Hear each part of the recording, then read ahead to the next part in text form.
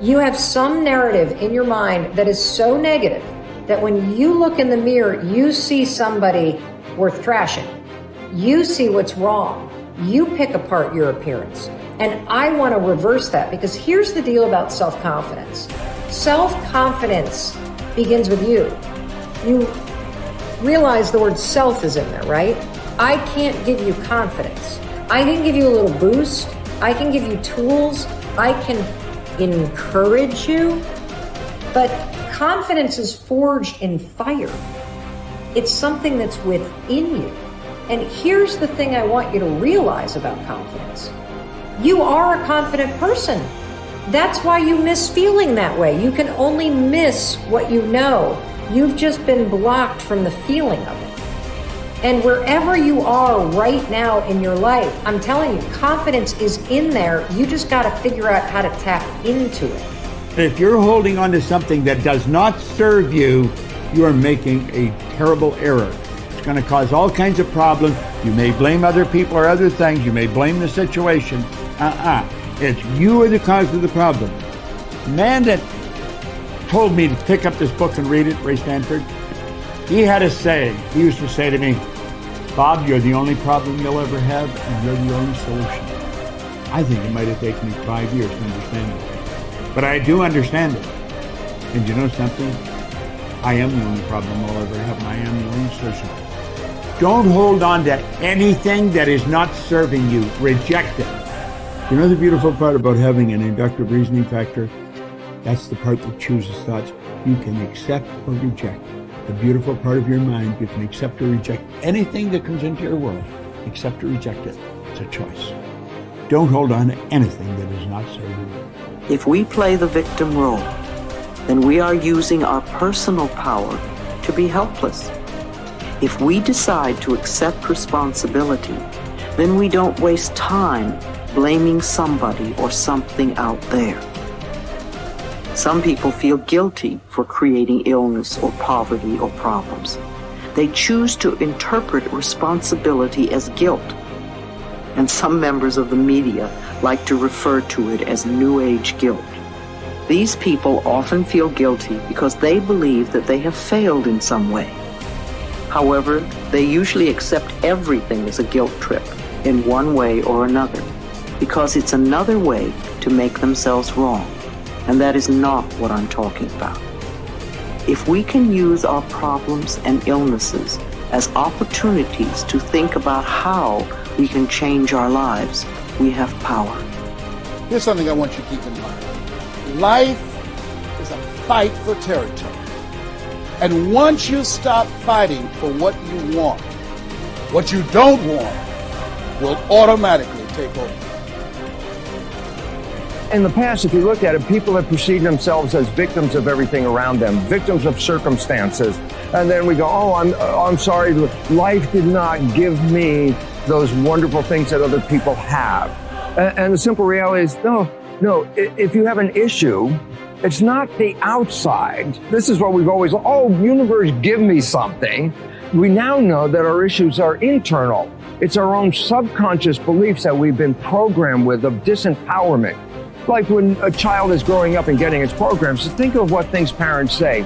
Oh, you don't deserve this. Who do you think you are? I mean, the parents didn't mean that for your whole life. They were trying to, goad you, needle you to make a change. So they would say these things. 95% of our life comes from those programs. So if you have disempowering beliefs about who you think you are, because you got them from other people, that's how you know who you are. These disempowering beliefs play 95% of the day in an average person's life. So I say, my wishes and desires, I want success, I want great relationships, I want all these wonderful things, I want health. I go, well, that's conscious mind, because conscious mind's creative. But as science reveals, only 5% of the day are we operating from our own personal wishes and desires. 95% of the day we operate from the programs that we got in the first 7 years. And if those programs, which psychologists have told us 70% are negative and disempowering and self-sabotaging, I say, good, apply these 95% of the day in your life. And you realize why your life is a struggle. It's not a struggle because the universe is not providing. It's a struggle because your own consciousness is not accepting. And this is where we have to change. And so getting control of your mind, taking charge of your consciousness is a way of overcoming those limitations. There are many different ways to take this control back in your life. And one of them is the ability to, like in yoga, for example, to be the master of your mind and not let it run the monkey mind. Let it run. No, I want this. Don't let this other one go. And so overcoming the old self allows us to become somebody else. And there is that period of transition. Yeah. I call it the void, where there's just not a lot happening.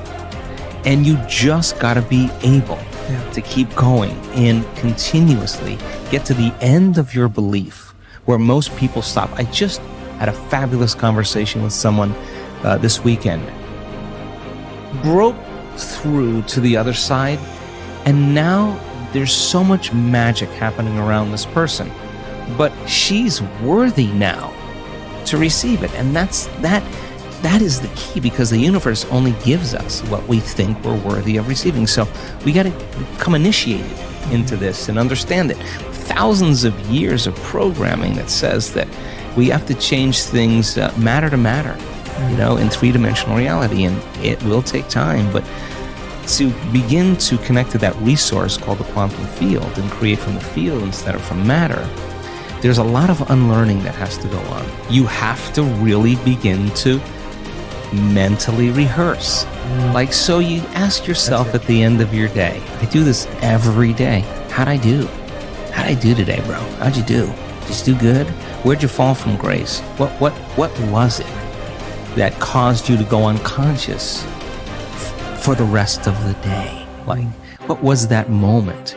Now, if you're a student of life, you'll begin to contemplate, well, it was that person that said that thing, then I reacted, or I got this email, or things didn't go my way, and I started feeling angry or frustrated or fearful. The next time that happens, how could I evolve my experience? Now, you may have to search for some answers of the best model to build, or you may actually have a long contemplation and start to go, God, the next time that happens, I think I'm going to do this, or I'm going to do that, or I'm going to plan my behaviors. And the act of closing your eyes and rehearsing what you're going to do begins to install the neurological hardware in your brain to look like you already did it. Now the brain is no longer a record of the past. Now it's a map to the future. And if you keep installing that hardware, the hardware will become a software program, which means you'll just start acting like a happy person. Why? There's no magic there. You installed the circuitry. So that's more important than the news. Right. It's more important than answering any email or any text. It's more important than talking about your past. If you want to enjoy self-confidence on the outside, you must practice complete integrity on the inside. The foundation of self-confidence is for you to live your life consistent with your innermost values and principles, while thinking and acting in harmony with your highest aspirations. Men and women with the most solid self-confidence are those who are absolutely clear about what it is they believe to be right and good and worthwhile, and who live their lives consistent with these values. Everything they do or say is an expression of their innermost convictions. Your whole world can fall down around you, but as long as you know that you are doing the right thing, you will have a deep inner sense of calm that will manifest itself in an attitude of confidence and self. In an attitude of confidence and self-assurance in any situation. You will have many ups and downs in life. But what is most important is that you remain true to yourself. Your true values are only expressed in your actions, in what you do. You can tell what you truly believe by observing what you do in any situation in which you have to make a choice, especially when you are under stress and pulled in two directions at once, with opposing demands or responsibilities. This is when your true values are revealed. The action that you take in any given situation will tell you which of your values is uppermost or whether you have any values at all. It is not what you say, hope, wish, or intend, but only what you do that counts. Your choices of the actions you take tell you unerringly who you really are. You can develop within yourself a superb set of values by acting as though you already had those values. You can develop integrity and courage and compassion and confidence by behaving as though you already had these qualities. The more you act the part, especially when you demonstrate these qualities under stress or when you feel like doing or saying something else, the more rapidly these qualities become a permanent part of your mental makeup.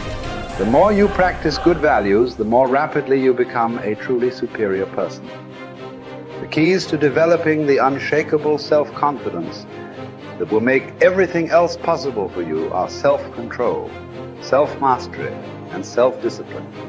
Self-confidence can come directly by behaving in a self-confident manner, but more often it comes indirectly by doing and saying the things and practicing the behaviors that lead to self-confidence.